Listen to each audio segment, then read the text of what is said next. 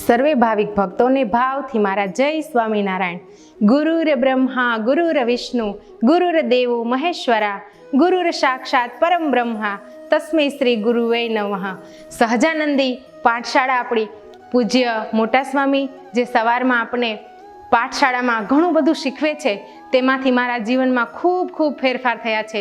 મારા જીવનના આંતરિક અને બાહ્ય ફેરફારની હું વાત કરું તો તમને શબ્દો દ્વારા હું વર્ણવી શકું તેમ નથી। ખરેખર એ સવારની જે પ્રાતઃ જે પાઠશાળા છે તે ખરેખર આપણા જીવનને બદલનારી છે।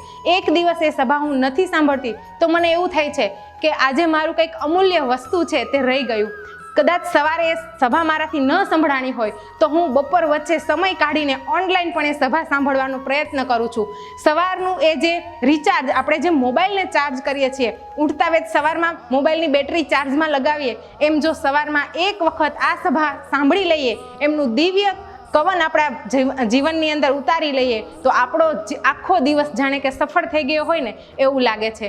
એવી રીતે જો દરરોજ એક એક પાનું એ પાઠશાળાનું આપણા જીવનમાં ઉમેરતા જઈએ તો આપણા જીવનની કિતાબ ખરેખર સુંદર બની જાય। આ પાઠશાળાથી મારા પારિવારિક સંબંધો સુધર્યા હોય એવું મને મનથી લાગે છે। બાહ્ય ફેરફારો તો ઘણા થયા છે, પણ સ્વામીની કથામાં એવા દ્રષ્ટાંતો હોય છે કે આપણી જીવનશૈલી આધ્યાત્મિક અને સાંસારિક બંને પ્રશ્નોનું સોલ્યુશન એમાં આપણને મળી જતું હોય છે। એવા સચોટ દ્રષ્ટાંતો આપે છે કે જાણે કે આપણા બધા જ સવાલો ત્યાં પૂરા થઈ જાય છે।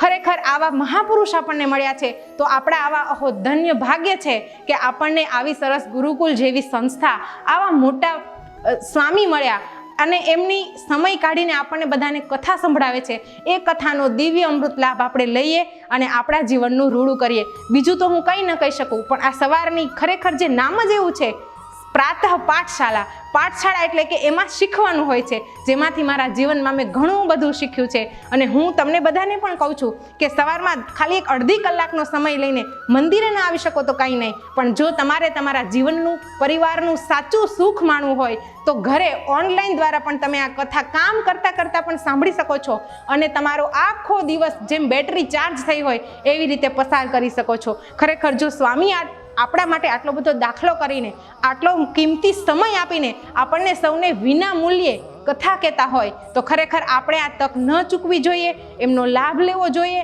અને મને તો એવું લાગે છે કે એ કથા વાર્તા છે ને એ માત્ર કથા વાર્તા નથી, એક અમૂલ્ય ખજાનો છે કે જેને આપણે સંગ્રહ કરીને આપણા જીવનની અંદર ઉતારવાનો છે। વધુમાં તો હું કંઈ નહીં કહી શકું, પણ મારા જીવનની અંદર ખૂબ ખૂબ આંતરિક અને બાહ્ય ફેરફારો થયા છે। એવા આપ સૌના જીવનમાં પણ ફેરફારો થાય તેવું હું ઈચ્છું છું। જય સ્વામિનારાયણ અસ્તુ।